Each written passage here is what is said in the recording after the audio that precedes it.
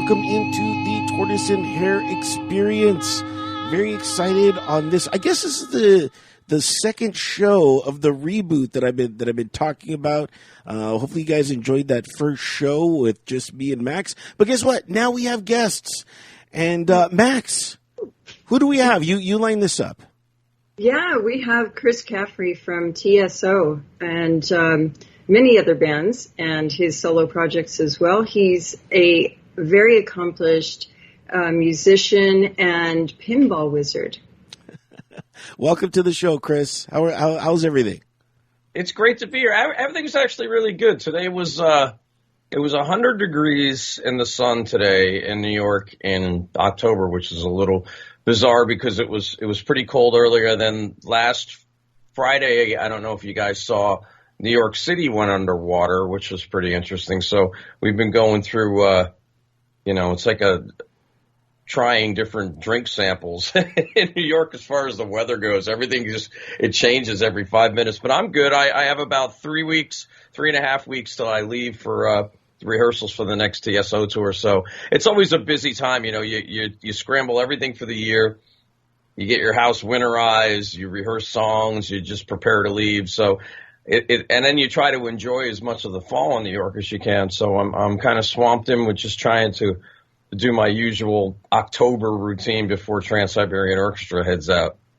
Very cool. And as always, we always start the show off with the experience. And Max, you go ahead first and tell us about your experience. Well, right now I'm in beautiful Las Vegas, Nevada, and I'm here to see Lady Gaga, going to a special show, a jazz show for her at the MGM Park. MGM Park, is that what it is? Yes. I have no idea. From the mouse in the corner. Yeah, so I'm excited about that. I'm here and I'm staying with a buddy of mine named Shelley, and he has a 133-pound Mastiff. And this Mastiff has decided that it is my best friend and wants to swallow my head whole. So that's what my experience has been like today. Very cool. Hence the skull that's in the corner. That would be... That is Bowie. Yeah. Very cool. As far as my experience, maybe, Chris, you could help shed some light on this and help me through this. So from my experience, what's been going on is I'm finally working with somebody again. I've been with Max, and it's so weird when you are just kind of like by yourself the entire time working on projects by yourself. You bring somebody else into the fold, and your timeline, kind of just gets all jumbled because you're used to working with just yourself and you have your own deadlines and things like that. And so I'm not saying this is a bad experience. It's just something that I'm not used to for a very long time. And you kind of get caught into kind of your own loop when dealing with that. Have you ever gotten into something like that? Well, I actually work a ton on my own, which is good and bad, because sometimes creatively you can get into a zone and be really good, and then other times you would want to work with people. But yeah, I'm kind of the way you are, but I really have no set schedule for myself while I'm home and I'm working. So if I did have somebody else that's working with me, it would probably be really difficult for me, not for me, but for them, because I'm all over the map. And if they tried to set me a time, I probably would be I don't even know if the word is unreliable. I might, forget or have something that I forgot I had to do when I said it was okay to do what I was going to do with them. So I did work a lot. I was probably one of the few people that didn't really notice life being that different when COVID hit, because I'm home so much on my own. And I have my studio and my bars and my barn and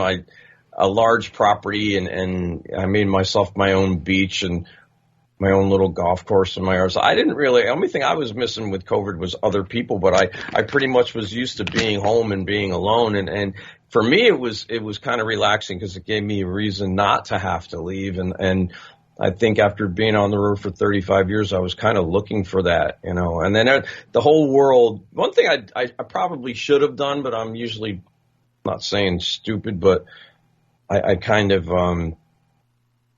you know, I've been on the internet since it started, really. I actually had the first documented internet tour diary. So when COVID hit and everybody was jumping onto the net, I considered it to be the perfect time to get away. But I didn't realize exactly how easy it would be in that period of time for people to pick up followers. So I know people that have YouTube channels that got like 70, 80,000, you know, followers now that shouldn't even have more than 70 or 80, you know. So I think that in that period of time when I disappeared, it's like I probably could have, you know, cashed in like the world is by really exposing the fact that I was very internet savvy before and I was always on and around. But when everything hit and everybody was doing their TikToks and their cover band music and this and that and the other thing, I was like, just you go ahead and do it. I'll come back when the world comes back. I'll go back online. But the only negative to that, I think, was the fact, like I said, that it was a really super easy time to pick up followers because nobody was doing anything. And I think that was the only thing that I look back and I'm like, crap, I kind of screwed that up. It's like dumping a good rookie running back off a fantasy football team. I'm like, darn, I should have saw that coming, but I didn't. Very cool. Very cool. I really like your place. Now, is this your basement or is this your studio?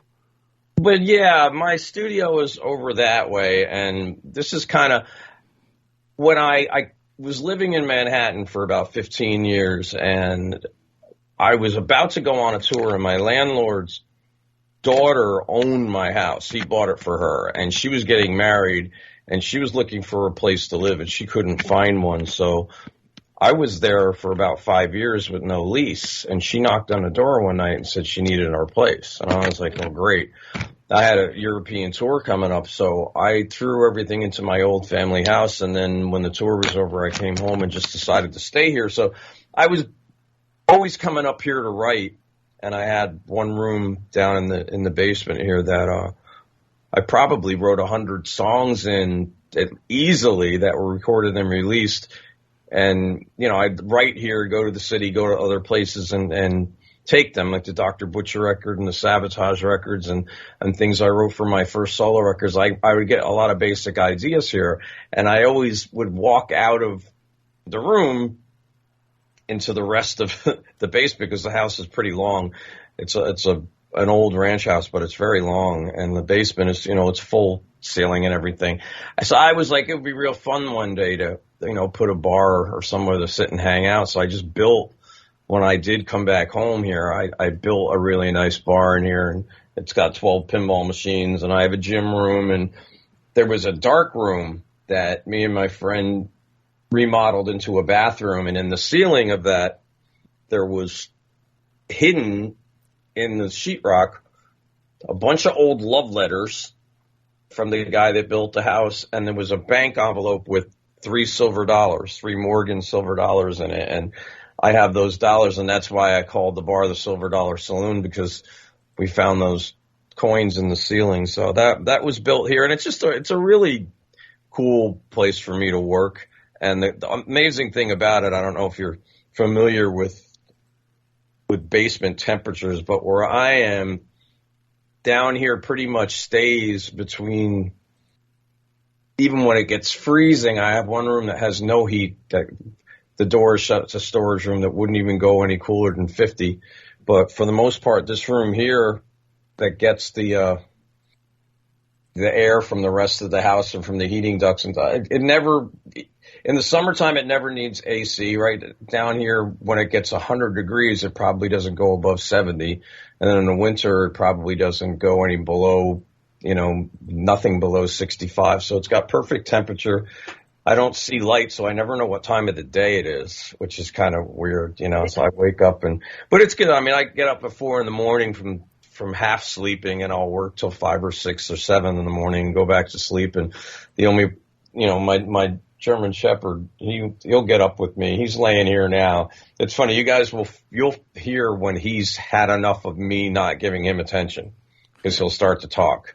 So that's when the interview will come to an end, when he wakes up and says, "You're done."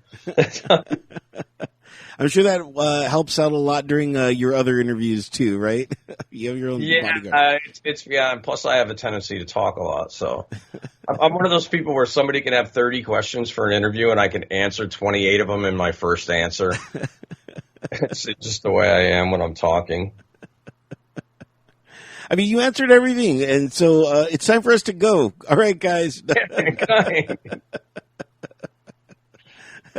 So you said that you're already gearing up for your, tour, and this is something that's always I've always thought has been so interesting. Is during the holiday season, that's when people kind of all these groups get together, and they just that's kind of like their big season.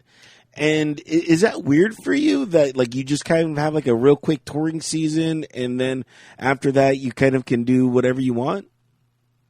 Well, that isn't exactly how it always was, though. I mean, when TSO first started, we were still touring with Savatage, and it was, I think we started in '99, and by 2002, that's when Savatage had stopped playing. We were kind of slammed a little bit by 9/11 because we had to cancel a tour after that. And then, after that, the band kind of parted and went its own ways. And then I was doing solo records and touring, and I was playing with Doro Pesch, the German heavy metal singer Doro from the band Warlock. I was playing with her, and I did some touring with Ripper Owens and playing with other people. So me just at that point in time having the TSO tour for November and December, it was okay because I had so much else going on. And then when I believe it was 2010 when TSO first did touring in the spring, so we had 3 or 4 years where I would go in through May with TSO, and we were actually starting at the beginning of November back then too, so I would be mid-October till the middle of May. So it was pretty long with TSO at that time, so I didn't mind. And now it's just, it got a little bit different now. When Paul O'Neill passed away, the band is here now to keep his memory and his music alive. But it's a tremendously huge operation, and Paul had a level that he always wanted to operate at, and for us to really perform his legacy the way that would make him happy, we would have to make sure that every time we did shows, they would be at that level. And to do the stuff that wasn't Christmas, it's a tremendously huge, not Christmas, but the winter tours, it's just a huge outtake to get it from the ground out. So right now we're just in the process of still getting over the fact that he's no longer there. It's a lot for us. I mean, he passed in 2017, and we made it through the first few years, and then COVID smacked us all in the face. And that was the only year that I had actually been home for Christmas since, I think it was probably 2000 was the last time I was home on a Christmas. We started touring through the month there. So that was a kind of a welcome thing for me. We did a pay-per-view, and that did really well. I packed my stuff and drove to Nashville, and we did the filming and rehearsing. It was, that was different, but it's not nearly as weird as people may think for me, because I'm just, I take care of my mom. I do a lot of work in my house. So, getting that time and leaving, then it's just, I'm on that kind of schedule. I do miss being home for Christmas, and I realized that when the COVID thing did happen, but we get out on the road, and I get to travel and see people's families, and that's pretty cool because they come out to celebrate the holidays with us, and I always decorate my hotel rooms, and I live through it that way. But I mean, in a perfect world, I'd be on the road all year long if I could, but it's just as you get older, you get responsibilities, and you know, the people that I work in my other bands with have responsibilities as well. So you have to clash things together. So I'm all right with things where things are. I work with, I'm a partner in a hot sauce company. So I released some commercial hot sauces, and I play guitar with a guy who won 18 Grammys in polka. His name is Jimmy Sturr, and I do a lot of festivals and shows with him throughout the course of the whole entire year. And I released my solo records, and I had a band with Frontiers that was called Spirits of Fire that I did a couple records with. The first one was with Ripper Owens from Judas Priest, and the second one was with Fabio from the band Angra and singing. So I mean, I'm constantly busy. I have this little guy here, Wilbur the Metalfant, who I have a whole entire company called Metalfant. I do a lot of work that gets money to children's cancer charities and other things with that, and I'm really busy with that whole thing. So I stay very, very busy. I mean, time flies by for me. I mean, in a perfect world, there'd be, you know, a Savatage tour 9 months of the year like it was when I was 21. But, you know, that's, like I said, everybody's lives go different ways, and I'd love to go see those fans again, and hopefully that's something that happens for everybody, because I know there's a whole generation of metal fans that never even had a chance to see Savatage, and it was pretty refreshing to see just how much people welcomed Pantera back, you know, with the brothers not there, you know, celebrating that music. I mean, Savatage lost one brother, but we still have the whole entire band that was, you know, living on the last tour still there. So all six of us could go back out, and I think there'd be a whole generation of metal fans that would be really happy about that. So I keep my fingers crossed on that all the time. But like I said, I stay constantly busy, which is a good thing. I do a lot of sea glass art, which is fun. I make items and sell them online. Like this guitar here is cut out of glass, and you know, people will make orders, and there's actually a drum set over here somebody was ordering for somebody as a Christmas present. So these are made from pieces of glass that I found. Actually, these two were this one here was found from little bottles that were underneath a bridge off of Long Island when I was heading back from something I did with my hot sauce thing. And I was looking for things to make drums, and I just happened to get off of the highway at this one spot where there was an overpass and a piece of beach, and there was like 6 or 7 of these tiny little glass bottles that I was able to cut with my glass cutter, and I, for some reason, found them that day. It was like, you've been blessed with the drums. I'm like, all right. Blessed with glass.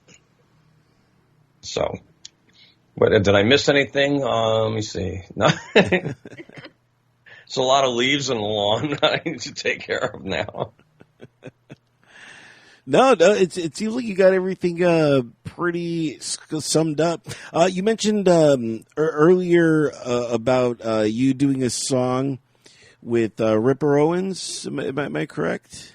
Yeah, I got approached. I'm not really the biggest fan of the side projects because, you know, I have so many things going on, and you know,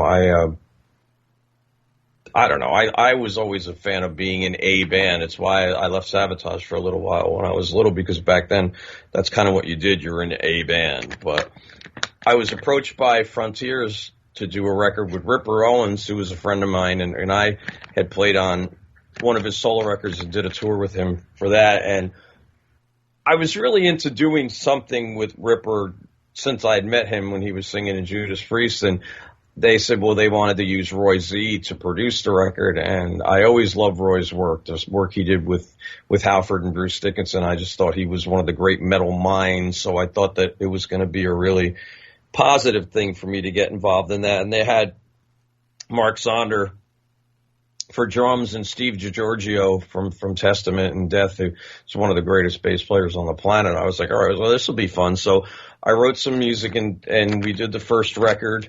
And Ripper and Frontiers kind of parted ways after the first one, and there was a second record done with Fabio, the singer from Angra, and they're fun. They're just, you know, fun metal records. I did the Dr. Butcher record with John Oliva back in the early 90s, and I just missed having something that was pretty straightforward metal. I mean, my solo records are all over the map. There are songs like that on it, but, you know, the Spirits of Fire is pretty much more in that traditional metal thing. Yeah, I love that stuff.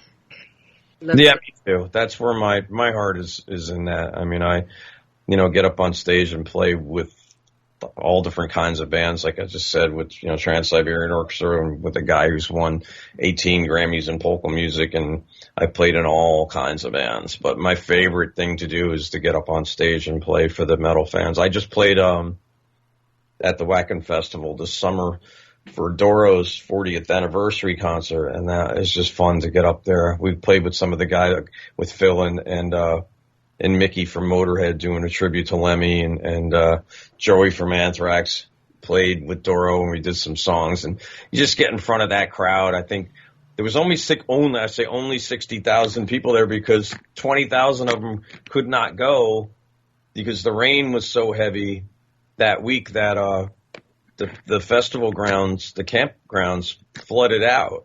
So they actually tried to shut it down at 40,000, but more people were sitting on the highway than they thought. But they had, there's been a tremendous amount of rain all over the planet this year, as you guys know. I mean, what did you get? 54 inches of rain in California this year in a couple of weeks, which is unheard of. It's like, so it's yeah. So I just I like that kind of music and the heavy metal. For me, that's where I feel the most natural. Some of the other ones, you feel like you're acting, but I think you feel like people are looking at you when you do that stuff. When I do the metal stuff, I really just feel like I'm, hanging out with some friends. It's a different kind of feeling.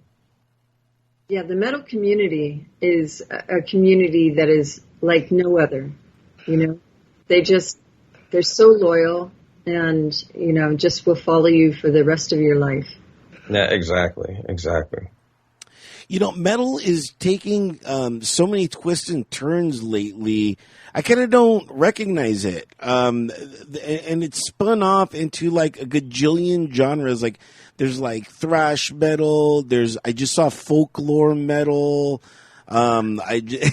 It's so interesting. Are you finding that interesting, or do you wish that everything was just kind of just stuck into just traditional metal? I don't know. I mean, what is traditional metal really? I mean, would be Black Sabbath, and then when Judas Priest and Maiden came around, we had it zeroed in as far as what metal was, and then wait a second, Metallica and Megadeth came in. It's like, okay, well, there's thrash, and then the death metal hit, and then the music hit the point to where it's funny because I had somebody said the other day they wrote or released the heaviest song they ever heard or something. I was going to write a song that's just called The Heaviest Song Ever, just so that I could say that I wrote the heaviest song ever, but I'd do it by the title, because like, what is the heaviest song? It's kind of funny because when we were touring Europe for the first time, some of the more death metal and, to the goth side and to the real, as John Oliva would call it, Cookie Monster voice music of the metal, it was kind of new. So you were watching some of it, and we'd be playing these festivals, and you would see some of these bands come out, and you would watch the things like Cradle of Filth that would hit, and Children of Bodom, and they were just different, and Alexei was one of the best heavy metal guitar players there ever lived, but he just went up there and used that really distinct heavy metal raspy voice that made the music, have an additional distortion box, as I would call it. So I kind of like the way the voices, when they blend that, and then they'll break into the melodic stuff. A lot of the bands that have the female vocalists that'll do that, Arch Enemy and Ginger, they're two bands that I really like a lot. I mean, those girls go into those crazy heavy metal voices, but both of them have really amazing singing voices, and I'm a huge fan of, I don't know, some people would even call it metal, but I'm a really big fan of Lizzie Hale and Hailstorm, and I just think that she's about as metal as you can get. And, she just goes up there and that band will stand there toe to toe with any metal band I've ever played with. She's badass, you know. She did some stuff with TSO and did a song with us on stage, and she's just, you know, one of the coolest people on the planet. So it's cool. I listen to everything, you know, as long as somebody has an identity and they like what they do and believe in what they do, and they're not really trying to be something else. I tend to like it.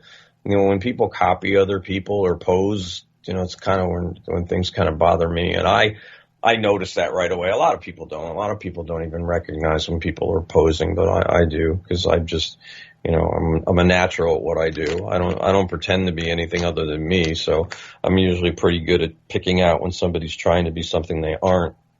Right. Yeah. Yeah. Are you a gearhead? I used to be. I'm too deaf now to really care. And not that I don't care. It's like if I put the time into trying to hear the way things sound, you know, I'm kind of I don't want to say an old fart that way, but I have sounds that I like. And I always like certain effects, and I like my digital recording studios. I think those are fun. I could do a lot of things what I want, but I think a lot of times I get more of the effects that I want out of harmonies on the guitars and vocals than I do with the actual gear. I'll make the sounds myself. I like the different stuff, but I think sometimes the digital world is getting a little bit too involved. It's weird. Like when some of these digital processors came out for guitars, they were kind of simple to get to and get into, and now they're more difficult to use than half your computers. You know, when you got to assemble 18 different banks and everybody's got these pre-saved things, and I listen to them and I'm just like, well, little by little it's sounding less and less like an amp. You know, when I just want something that sounds like an amp, and the digital world was fun for me because there were some things that I found were able to do that without having to mic the thing. And that's where, like I said, my hearing challenge is better when I have the digital stuff, because I know that if something sounds good, one day if my ears don't hear great, it's still that sound. If I'm moving a microphone around, I might hear something different every day if I'm building that sound out. So it gives a constant to me. And I think that the more I change the gear, the more that I lose the ability to have a confidence in the constant. Because I like I said, there's some days I hear fine. There's some days where the tinnitus is really bad. And depending on what I've done to my ears, whether it's live or I like headphones, which is bad. You know, so. I have lots of guitars and I have lots of amps and I have lots of things, but I always tend to go back to the same couple. Yeah. Do you find that with your hearing loss that your other senses have taken over? Or sensitive? Until COVID. Yeah. When my smell went away, I was like, now that my hearing's gone, I smell everything. Then all of a sudden when your smell disappeared, I was like, wait a second, I can't smell anything. I didn't lose the taste. My taste didn't go away. Maybe there was a little bit of a metallic taste in my mouth when I had nothing there that I didn't. But I literally, especially the last time, I just got COVID over the summer again. And when I got home from Europe, I had it. And I'm not sure exactly where I got it, but I completely lost the ability to smell, which is just insane. You know, it's like that. You know, you get an air freshener or a candle or you're cooking and you just can't smell anything. It's just like, whoa. But I think when I was that way, yeah, I think there was certain senses that are better. But, you know, as I'm getting older too, so when it gets dark, I can't read. It's like, and I'm nearsighted, so I have contacts in. If I took the contacts out, I'd be fine. But that just balance everything. I don't know. I think it's funny because half the time I could be walking down the street with some friends, and it's been like this my whole life. You always, if you're, you know, a pretty boy, long-haired guy, you always walk past somebody that's going to have a comment. There's always going to be somebody that's going to give, you know, whether it was through the generational, the Rod Stewart, hey, Motley Crue, hey, this and that, hey, Bon Jovi. sometimes it's just some guy that wants to, call you a pussy or something like that. And I think the good thing about being deaf is I'll walk past people and somebody be like, "Did you hear what you said?" I'm like, "No." So it's like, it probably keeps me out of a lot of fights, which is a good thing. Yeah, well, deaf now means like cool. Like, how was that? That was deaf. So, it means cool too. So, Yeah, I guess so. But I mean, I just have the tinnitus, and I've lost some frequencies and some things where if I'm in a room and there's a ticking clock, one side of my head can't hear it ticking, and the other one can. And the thing that stinks about it is, we have to use the in-air technology for Trans-Siberian Orchestra because the stage is so big, and I travel the arena, and I'll be out in front of the PA system halfway out, and that whole speed of light and sound is extremely real. If you've never experienced it, you cannot play a guitar in time with the PA system because you're hearing the band after they've played. So you're not going to be there. So you have to have the in-ears. And my thing with the damage to my ears is the in-ears too low are muffled and I really can't hear what's going on. So they sound great when, I'm up 80% on the volume of the in-ears. And when you do 5 hours a day, we do matinees and I get out of that tour, it's like I've blasted my ears from that. I used to shoot guns when I was a little kid. My dad would take me target shooting and skeet shooting, and he never had me wear the earphones, the ear, and that's the most important time because your eardrums are developing. So I think I bursted the ring out then, and then I just liked loud music too much, and it's all right. When I go to one of your shows, I'm legally blind. So the flashing and the fire is so much for me that I have to keep my eyes closed for like 80% of the show, So I'm just there to listen because I can't really see. There's a lot of people who you'll see them in the front row and they're going like, they're pretty bright. The LEDs are extremely bright. And when they're flashing at once and the strobe effects, it definitely can be a lot. I mean, I get it. The funniest thing was when we first played on the very first tour, we were playing theaters, and the theaters don't have any security distance. And everybody, the rich people, the cool crowds, a lot of times wanted the front row. And then you had, they would bring like their grandparents or something. And we were using dry ice. And it was just funny to watch the dry ice roll off the stage into their face. I had no idea what they're, and then the lights would come on and like, like, there we go.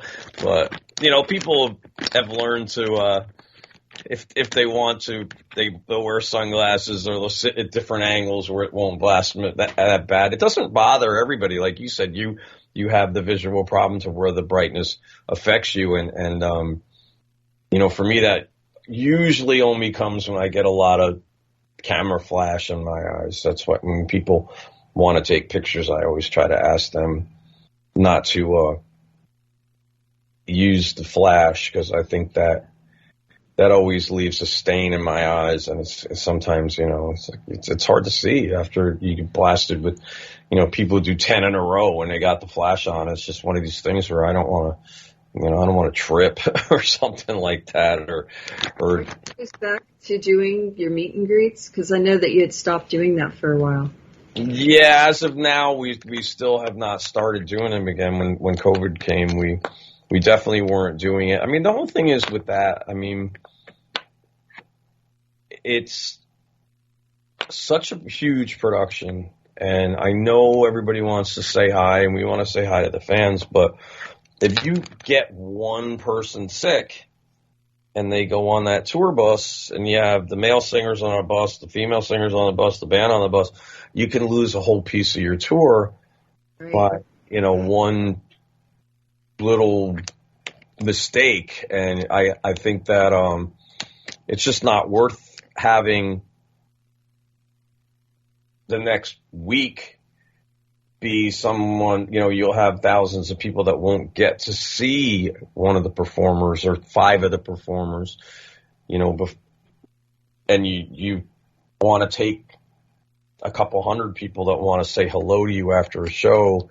You can't prioritize that right now. You can't, as much as we'd like to.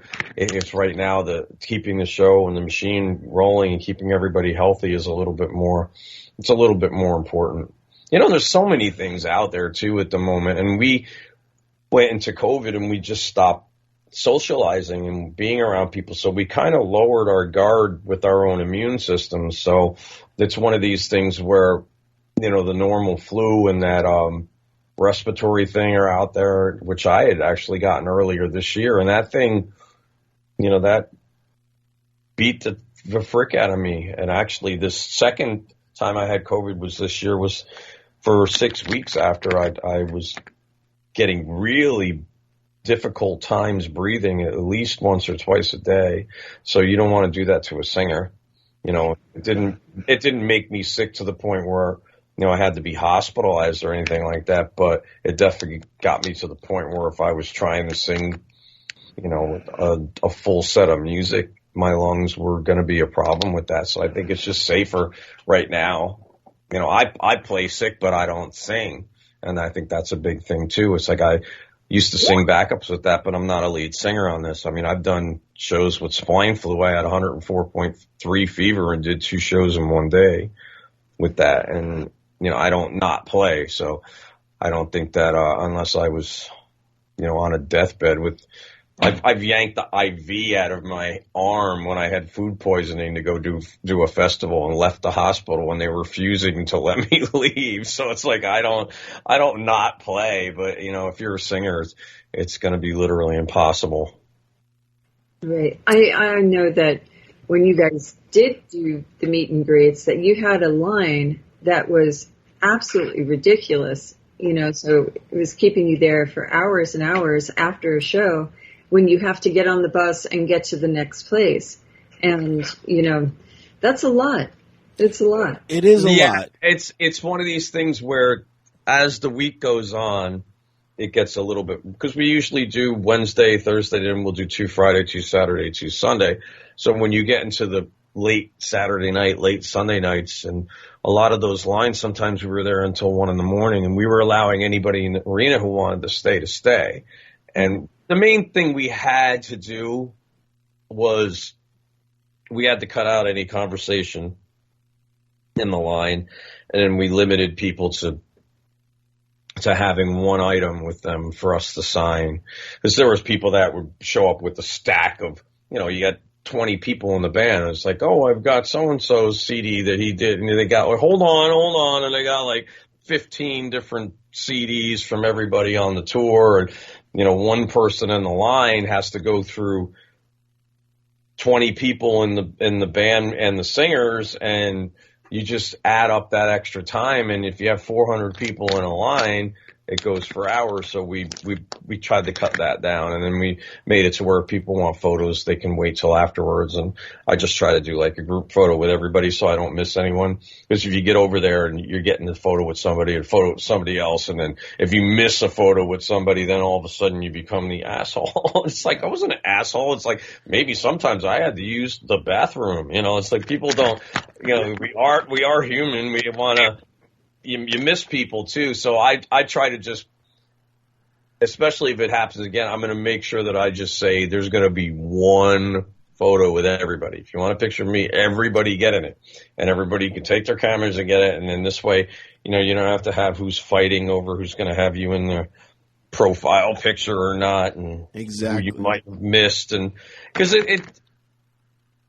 it gets to be to the point where when you see people years in and years out, they become friends, and more so than just the shows. And you don't want to ever be, I don't call it the Malmsteen factor, but you don't ever want to be that guy that gets known for not being nice to people either, because it's like, we wouldn't be there without them. So you try to balance the whole world and make it work. But, thank you for helping us balance the show and making it work and giving us some insight into your shows and, of course, line etiquette when seeing people. Really enjoyed having you on. And is there a website where people can find you, or how is the best way for people to contact you? All right. Right now, Facebook music is Chris Caffery music on Facebook, and then I have Chris Caffery official on Instagram. My website, which is chriscaffery.com, the only thing that's really working at the moment is the store. And the story is actually kind of a pretty sad one. It was about 20 years ago when I was approached, I believe it was online on my website by a guy whose name was Mark Kanzler, and he was doing some website designing, and he was a big Savatage fan, and he wanted to work on my sites. And he was going at the time, he just legally changed his name to Rockstar, and his brother, Chris, legally changed his name to Superstar. They moved from Chicago out into to California. Market, he was doing his time on at Malibu with people, playing the rich person scene and just being a playboy, I guess. But he was very talented at what he did in the website world. And him and his brother were kind of doing this thing that was called, Rockstar Superstar. And they were doing a project that was supposed to be about getting past addictions.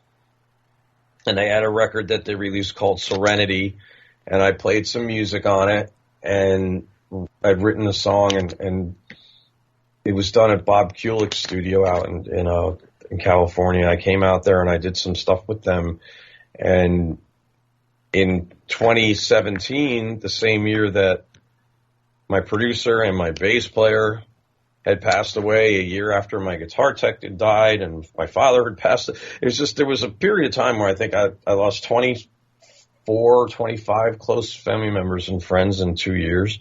But Mark had actually wound up, I believe it was an overdose. He was found in his vehicle, and my sight kind of slowed down a lot. And his brother knew things about the internet. He wasn't as quick as Mark was with that. He was more of a guy that liked to bodybuild but they were twin brothers. So he was destroyed by the loss of his brother, and those guys were both very close to me. So I tried to give Chris Superstar the chance to work on my site, and he was really lazy with it, but I still gave him a chance, and things would get shut down here and there, and they were never really maintained correctly. So I did move a lot of things as far as the day-to-day for people to see to the Facebook and Instagrams. But unfortunately, a little over a month ago, Chris had lost his battle with substance too. So, he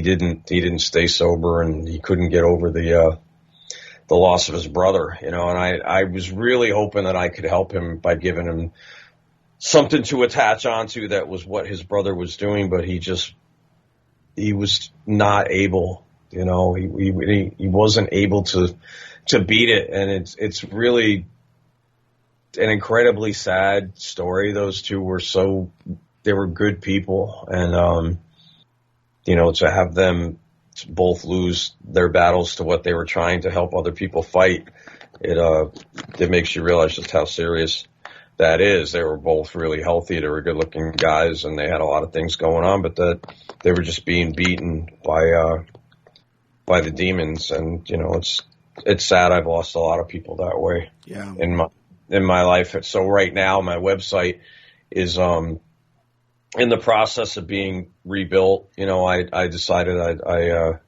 just going to scrap it and start over. So I'm actually, I think it's either this upcoming Tuesday or Tuesday after that, I have a phone call with the designer, and everything's getting redone, and I'm just, scrapping away. I'll have a little bit of a tribute to them on it somewhere, but, I need to throw it and get it over. And the main thing for that, the reason for that is it's like you never know where any of these sites are going to be. If Facebook or Instagram are the same company right now, they seem the healthiest, but you never know when things might disappear or shut. So as long as I need to keep my website, which is chriscaffery.com, I need to keep that going and active. And I also do, I got involved with, it's called Meet Hook. It's a musician site where people can book your time. And I started doing lessons and video lessons through that. It's kind of fun. You schedule the time and then people pick it up. So I'll route everything through my website. I mean, I have a link tree right now that everybody can get to a lot of different things. I kind of, looped in TSO and Spirits of Fire and all my merchandise and my hot sauce company and my YouTube channel and everything that is there through the link tree. I mean, that works really well. But when chriscaffery.com is back, that'll just become like a giant link tree with, and I actually told the designers that I want to have the opportunity for them to make it really easy for me to do things on a daily basis there if I want to where like the same way you go and post something on Facebook and Instagram, I want to have it to where I have little spaces that people only see on my website. I'm not going to do the OnlyFans thing, but it's just like I'd rather have a world that's kind of like where I started with it. Because when I first started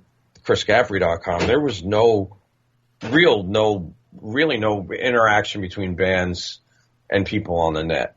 And I had one of the first fan forums where people were talking. And at that point in time, there was 45,000 people that were interacting daily on my message boards. These people had no Facebook and Instagram to go to talk. So I had different chat areas. There was one for my music. There was one for some other things, and then there was another space for people to discuss. So people just came there and talked to each other. There'd be conversations going on between hundreds of people about some subject that had nothing to do with me that I'd never read. I just gave them a place to go. So I think that eventually I might get back into that world, but everything's gotten so crazy out there, and I've actually dealt with fake people, which is the thing that really kind of drove me into wanting to be away from the net was that part of it. It's like, if you can't, if you need to fake yourself online, it was just one of these things where I was like, all right, I don't know if I really want to handle that. And I'm kind of a sucker. I believe people, and I fell for things like that again, and just because people get kind of good at it, they're skilled, and then you have the fake me. There's a lot of fake me's out there. Sometimes I don't even want to be me, so I don't even know why anybody would want. It's like, you could fake somebody else probably. It's a lot more interesting, but it's like. Well, Chris, it was great having you on. And thank you for just being on, and thanks, Max, for introducing us to Chris. Very cool. We're going to leave with one more song, and what song is it going to be? Well, I think we went Mayday, and then did we play the Spirits of Fire song? Is that No, not yet. Okay, so this is a song, Lightspeed Marching, which has Ripper Owens singing. I wrote the lyrics and music for this, and it was the first video on the very first Spirits of Fire record. And it's a cool song. It's got that old school metal feel on it, and there is a video for that on YouTube as well. It's a cool song. Lightspeed March, and I think it's a good thing to leave with. Okay, and we are going to leave you. And for more information on our guest, make sure to log on to entertheshell.com. We'll have the show notes, and anything that we missed, we will put right there. So, from everyone here at Torch and the Hare Experience, we're out of here. All right, thank you guys.